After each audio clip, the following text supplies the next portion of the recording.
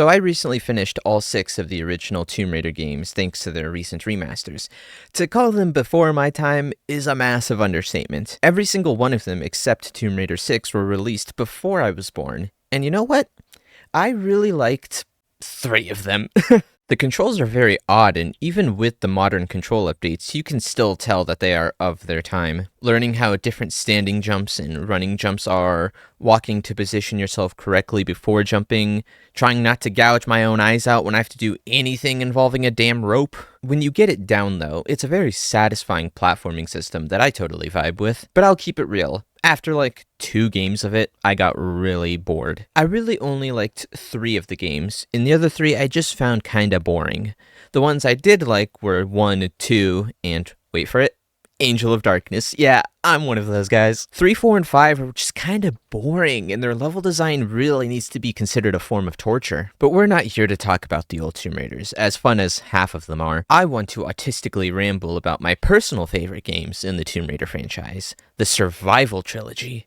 A controversial opinion, but it holds a special place in my heart, and I want to tell you why. Tomb Raider 2013 was the first ever Tomb Raider game I ever played. Well, kinda. A long time ago, I did play the demo of Tomb Raider Legend, and I can tell you how long ago it was too. It was back when the Xbox 360 had the Blades menu. Yeah, I am that old. But I never finished the demo, so I can hardly call it my first Tomb Raider experience. 2013 was my first start-to-finish Tomb Raider game, so I'm calling it my first. I got it for free when the Xbox did the games with gold things if you had Xbox Live, and I was just like, this girl on the cover is kinda cute and she has a bow, so she must be cool. And you know what? One of the best gaming experiences of my life. I know people like the cool devil-may-care Lara Croft, but I really like the introverted and quiet Lara as well. And you know, it is an origin story, so Lara being vastly different from the one we know is to be expected, and it would be interesting to see how this Lara turns into the one who canonically abandons all her gear at the start of each game just for the challenge. Granted, that never happens after 3 games, but you know, it's fun to imagine. 2013's story is centered around the myth of Queen Himiko in the island of Yamatai. I was completely clueless about Japanese mythology before this game, so this was pretty much a whole new world to me. The ship known as the Endurance was searching for Yamatai with people like Lara, Jonah, Brynjolf, Whitman, Reyes, Alex, and Best Girl, as well as Lara's wife, Sam. The Endurance gets caught in Yamatai's magical storm and crashes into the island.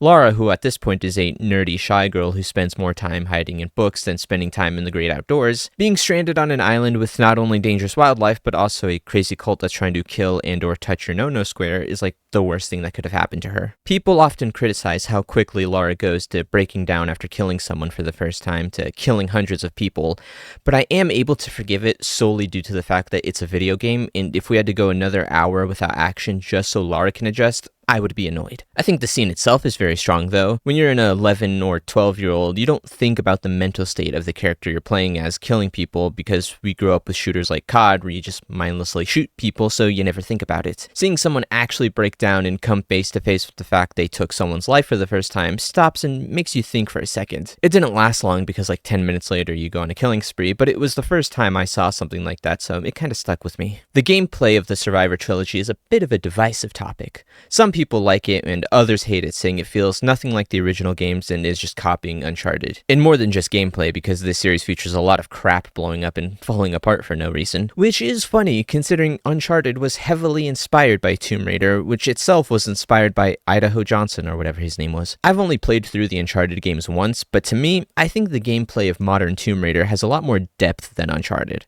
Uncharted is good, but it also has like zero progression, and puzzles and exploration are usually tied to what you find in the environment as opposed to using the tools you've gathered over the course of the game.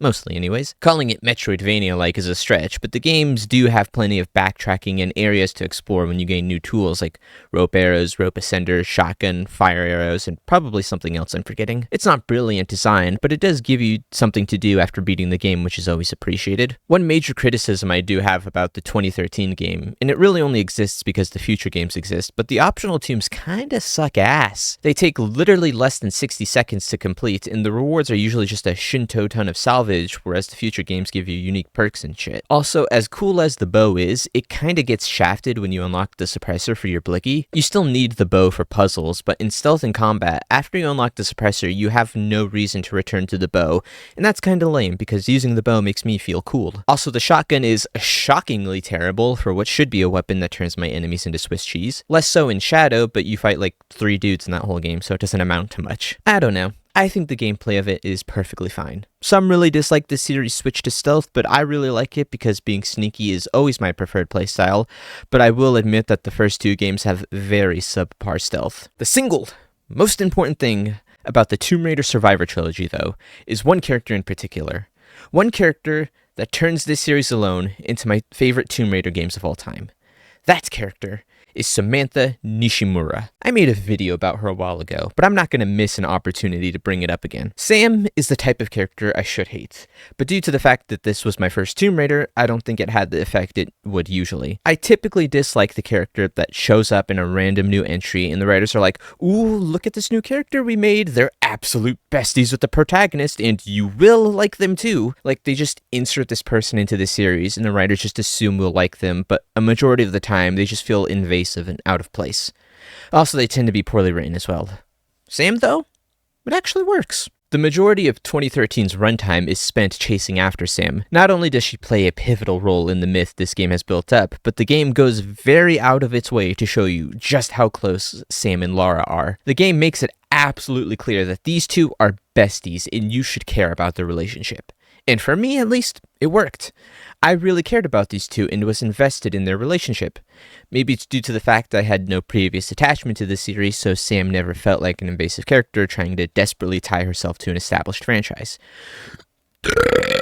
For me, at least, Sam turned Tomb Raider 2013 from a 9 out of 10 to a 10 out of 10 game, and I think you can guess why. She is my wife, after all. Well, she's Lara's wife, but she's mine as well.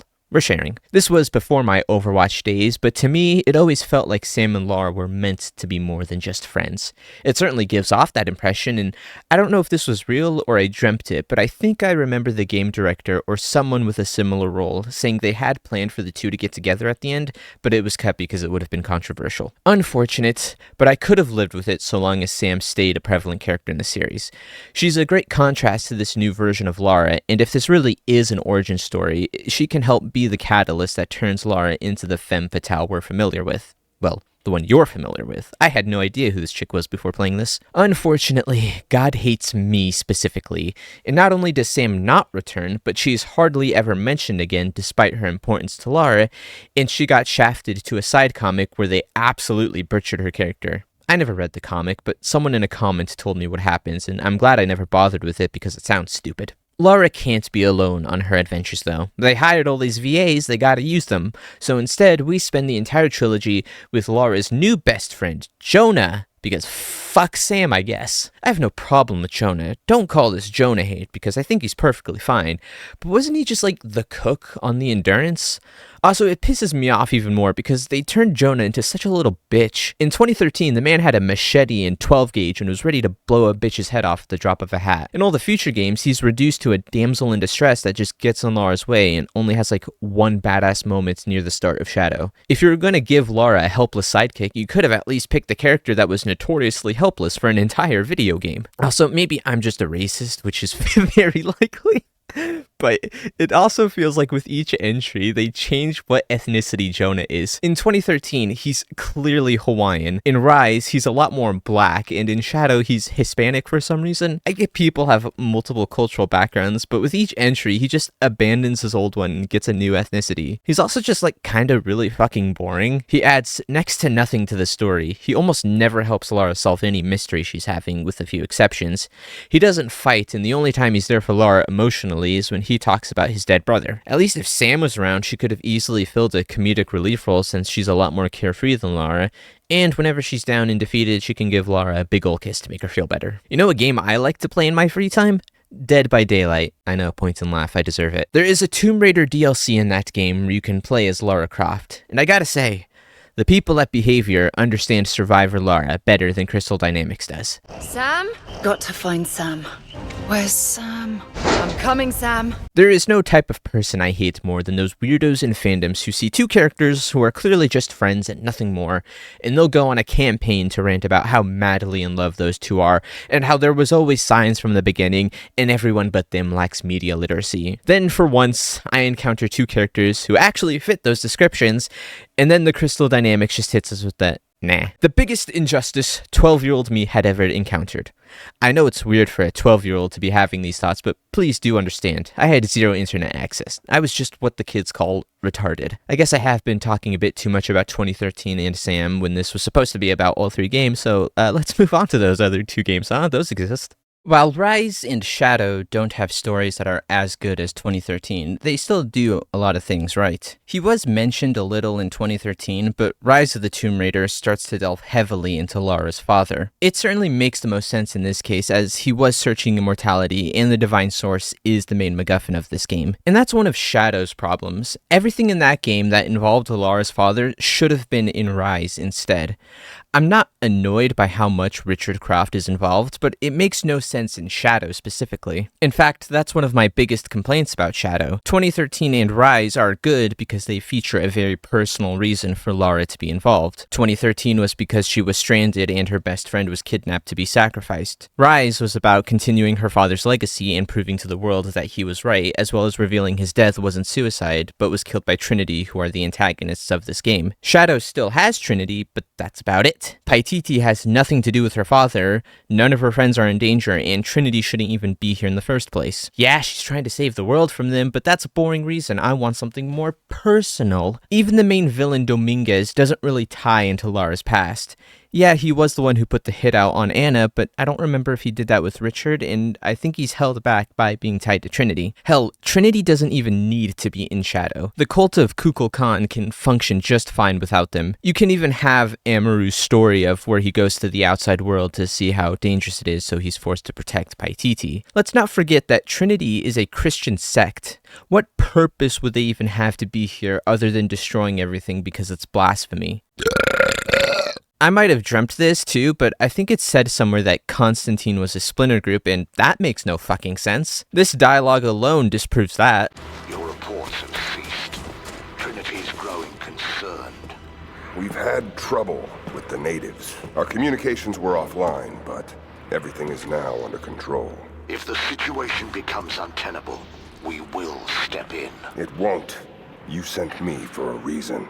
Also, he's the only one actually devoted to Trinity's original mission. I stand by the fact that Constantine is the best Tomb Raider villain, but to be fair, there aren't really a lot of good ones. Natla is iconic, but ultimately kinda boring. Matthias is stupid because he could have just stuck a torch to Himiko and everything would have been over. Pierre and Larson in that one chapter of Chronicles were fun, but it was just that one chapter, and Von Croy is mid as hell. Constantine actually has a little bit of depth. He isn't in it for the money and only just wants a little power. The man truly believes he's on a mission sent by God and that he's doing the right thing. I think it would be fair to call him misguided more than evil. That doesn't dismiss what he's done, but to be fair, he was manipulated by his sister at a young age to believe he was some sort of special chosen one. Without Constantine, Trinity would have just been another shadow organization who wants power to rule the world, and Assassin's Creed has already kinda tired me out on that. There should be no reason on God's green earth that Trinity would allow someone who believes in pagan gods to be their high leader. If you wanted to include Trinity and Shadow, that's fine, but take Rourke. Do you remember Rourke? You probably don't. And make him the big bad of Trinity, who are here to destroy this pagan shit, and they're why Amaru is trying to take such drastic measures. Then you have a three-way war between the cult, Trinity, and Lara, and all is well. Trinity was specifically created to destroy the Immortal Prophet and take the Divine Source, and that mission ended when Rise of the Tomb Raider ended,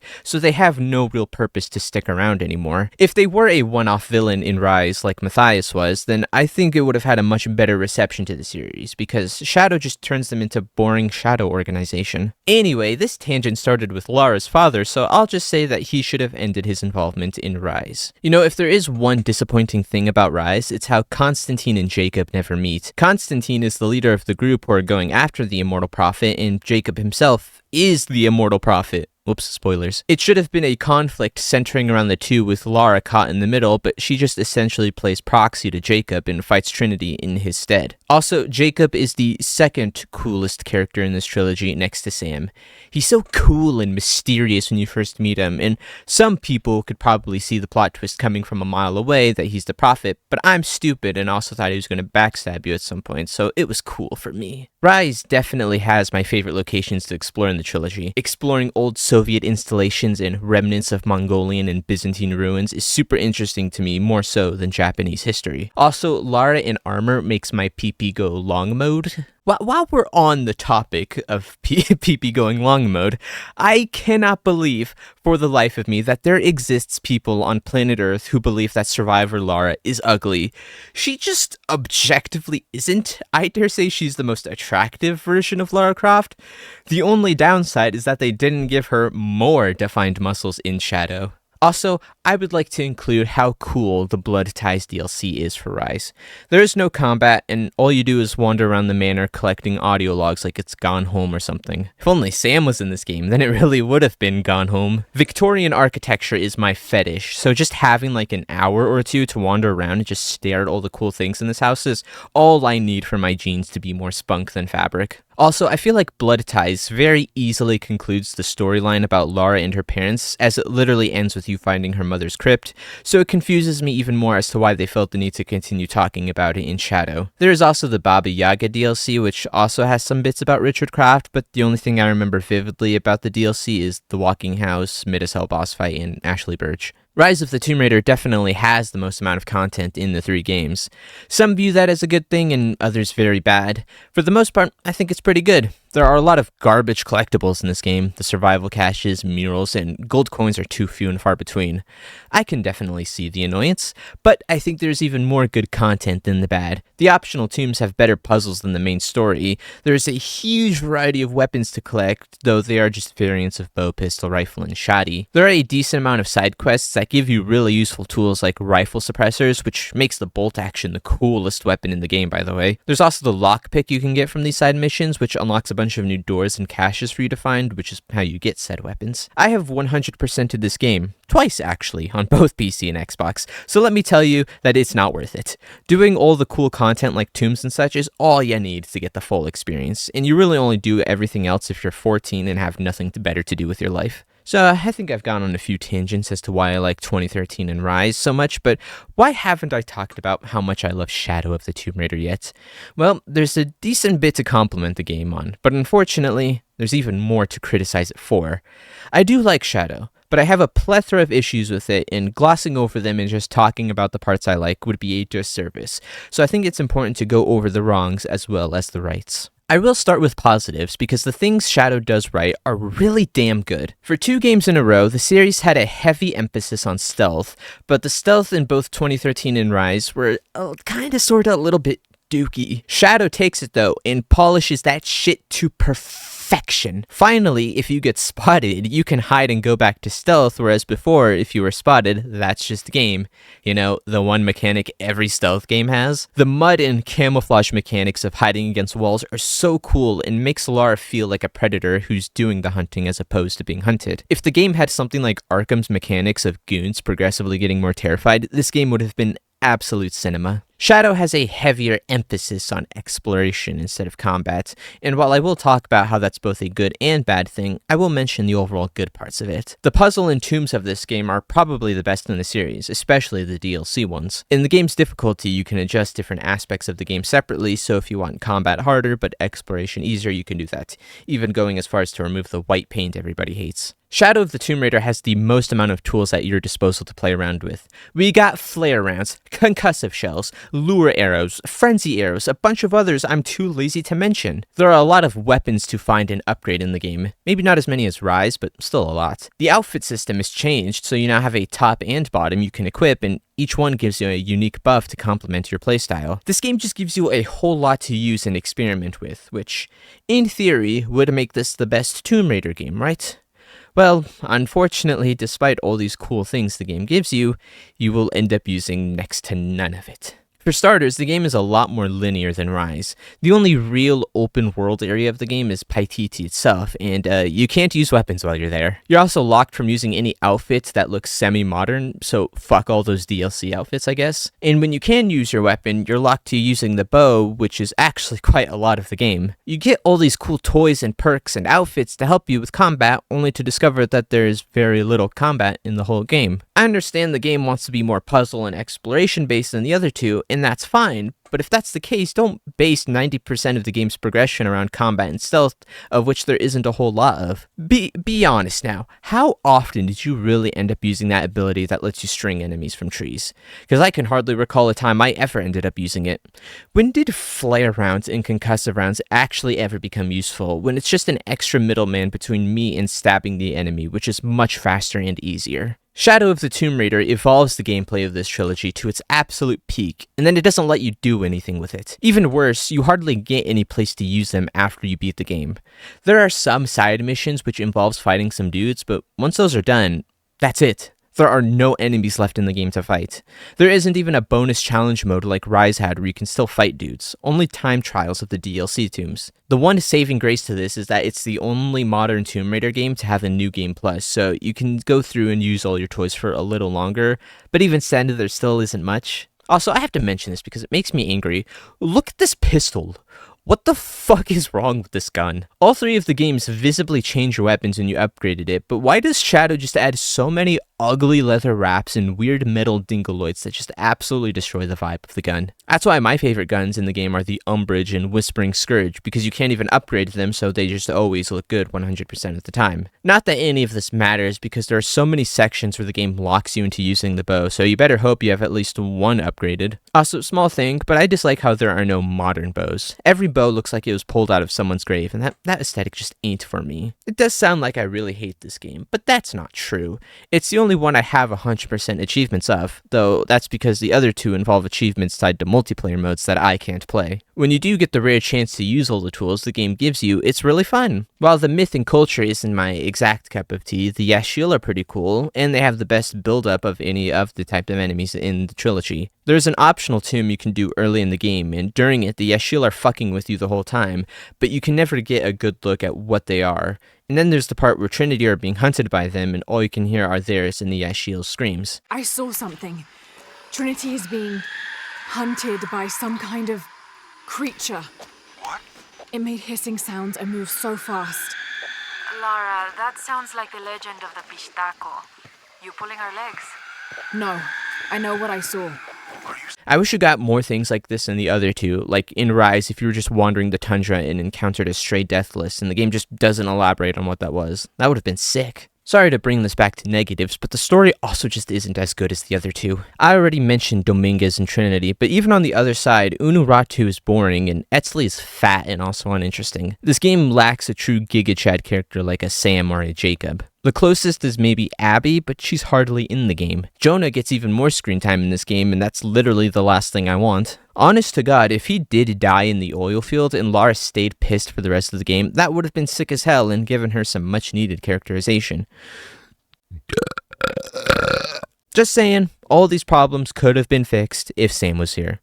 Okay, well, maybe not the gameplay ones, but the story would have been better. I think the game is like this because there was troubled development at Crystal Dynamics, and by the looks of it, there still is. I might have dreamt of this too, but I think I saw somewhere that Crystal Dynamics are just kind of tired of making Tomb Raider games, but their publisher keeps forcing them to make it, so it doesn't seem like anyone is happy in this scenario. If I can say one more good thing about Shadow, it's that Lara has never been more beautiful. God, I wish British people were real. That's about all I got in me for today. I do love these games, despite how much I criticize it, but do understand, it comes from a place of love. I'm not the type of person who blindly loves things, and pointing out faults so they can be improved is an important thing to do. Besides, I don't have much choice but to love these games, considering it'll almost be 10 years since a new Tomb Raider game. It sounds like there are some issues at Crystal Dynamics, and if you want my opinion, I think it all started with the stupid concept of a unified Lara Croft. Some weird attempt to combine all the games into one Lara Croft, and to me it just sounds dumb. For starters, Legends has a flashback with Lara's mom, so that already puts it into another timeline from the Survivor trilogy. Just let each series take place in its own world. Trying to tie it together is only going to make things more complicated. Also, the new Tomb Raider logo sucks. It's very generic and boring and ugly. The one thing keeping me from killing myself is the fact that Season 2 of the Netflix show is going to have a bigger focus on Sam, and that's literally the one thing I've wanted for the past 12 years. If they can nail Sam and reduce Zip's screen time by a good 80%, it actually will be peak Tomb Raider. I've tried getting into fan fictions that involve Lara and Sam, but I've never really vibed with any of them, and I won't say why because I know it'll be an unpopular opinion, so I'll just leave it at that. Okay, now I'm done. Please like and subscribe if you have a big peepee. Okay, bye!